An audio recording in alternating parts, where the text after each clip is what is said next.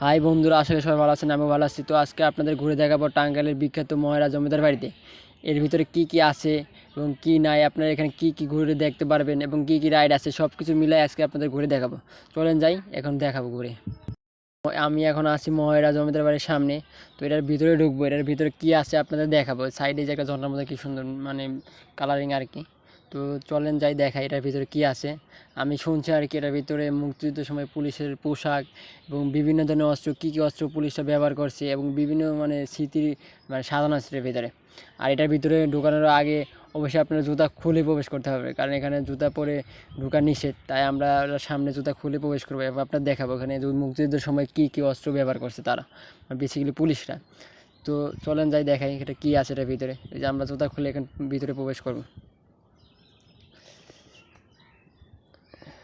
তো আমরা যে ভিতরে চলে আসলাম, তো ওই যে ভিতরে এই যে অস্ত্র সব সাজানো আছে, পুলিশেরা এগুলো অস্ত্র যুদ্ধের সময় মানে তারা ব্যবহার করছে, সব অস্ত্র এখানে সাজানো আছে আর কি। মানে এরকমভাবে আমি কোনোদিন দেখি না। ওই যে নিচে লেখা আছে যে মুক্তিযুদ্ধে ব্যবহৃত পুলিশের অস্ত্র আর কি।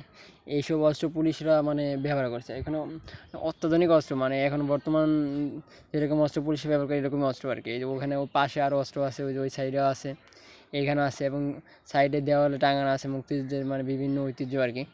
তো এটা দেখে খুবই ভালো লাগলো যে এই যে এখানে আমাদের পুলিশরা হয়তো বা আগে এরকম পোশাক মানে ইউজ করতো, আমি জানি না, দেখি নাই। মহাযুদ্ধের সময় তারা পুলিশের এইগুলো পোশাক ছিল আর কি। সাইডে বর্তমান যে পোশাক পুলিশ ইউজ করে তাও আছে, ওই যে ওই সাইডে দেখা যাচ্ছে। আর এই দোলনাটা মানে আগে বসা ছবি টবি তোলা যেত, বাট এখন মানে বসা নিষেধ করে দিয়েছে আর কি। যে করে এখানে বাচ্চারা এসে অনেক অসুবিধা করে, এই জন্য এটা মানে বসা নিষেধ। আর এই যে বর্তমানে আমাদের পুলিশের যে পোশাকগুলো ব্যবহার করে সেটা। আর ঘরটা অনেক সুন্দর করে সাজানো হয়েছে আর কি, মানে দেখলে অনেক মনটা ভরে যায়। এই যে এই পোশাকটা হয়তো বা পুলিশ আগে ইউজ করতো আর কি, জানি না, আমি দেখি নাই। যাই হোক, ঘুরে দেখলাম। এখন দেখাবো আপনাদের এখানে বাচ্চাদের জন্য কী রাইড আছে। যে বাচ্চারা ইচ্ছা করলে এই যে ট্রেনে উঠতে পারে। ওই ট্রেনের টিকিট মাত্র 30 টাকা আপনি আর কি। তো মানে আপনাদের মেলাতে বাজে বিভিন্ন পার্কে যত ঘোরাতে আছে বেশি ঘোরায় আর কি এখানে। আবার বাচ্চাদের জন্য আপনার আর কি শিশু পার্ক আছে এখানে। এই যে আমার ছেলেকে আমি ঘোরাতে ঘুরাইছিলাম, মানে শিশু পার্কের মতন আছে এখানে। অনেক রাইড আছে, বাচ্চারা যেগুলো খেলতে পারে। এই যে এখানে দৌড়াদৌড়ি করতে নামতে পারবে। তো বেসিক্যালি বাচ্চাদের জন্য এখানে একটা শিশু পার্ক আছে, যে আপনারা আপনার বাচ্চাদের নিয়ে আসলে এখানে মানে ব্যবহার করতে পারবেন। এই শিশু পার্কে ঢোকার জন্য মানে প্রত্যেকের টিকিট লাগবে 30 টাকা আর কি।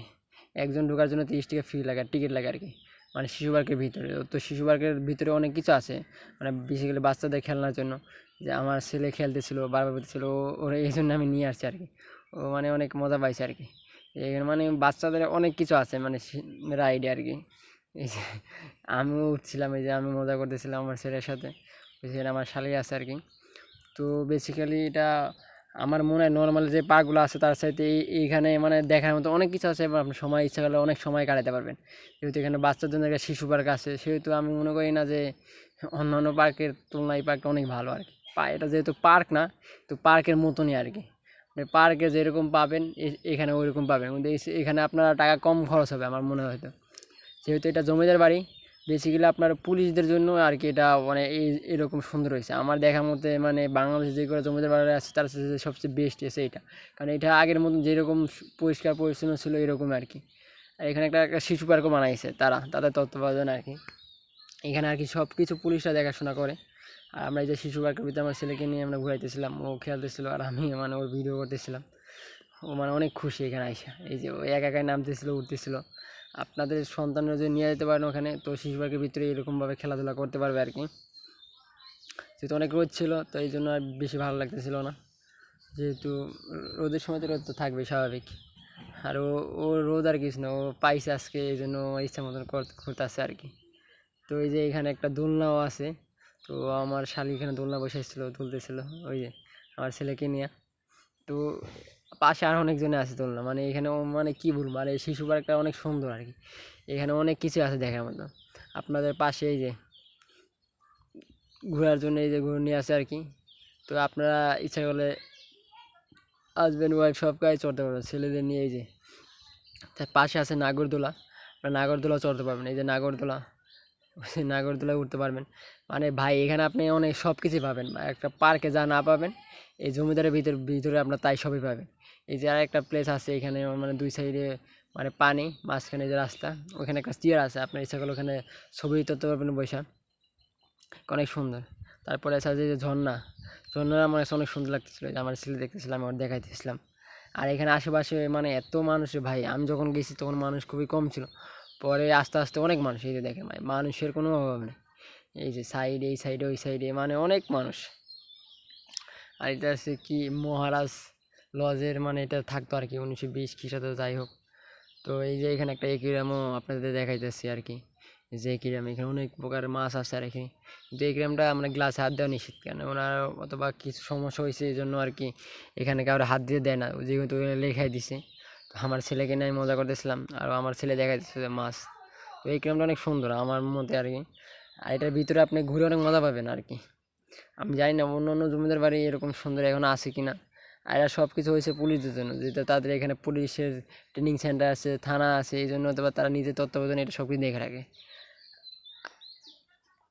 আর এটার ভিতরে অনেক সুন্দর মানে অনেক কিছু বসার জায়গা আছে, আপনার এখানে অনেক রেস্টুরেন্ট আছে, আপনি সব কিছু করতে পারবেন, খাওয়া দাওয়া করতে পারবেন, মানে এভরিথিং। একটা পার্কে আপনি যে সুবিধা না পাবেন এখানে অনেক সুবিধা পাবেন।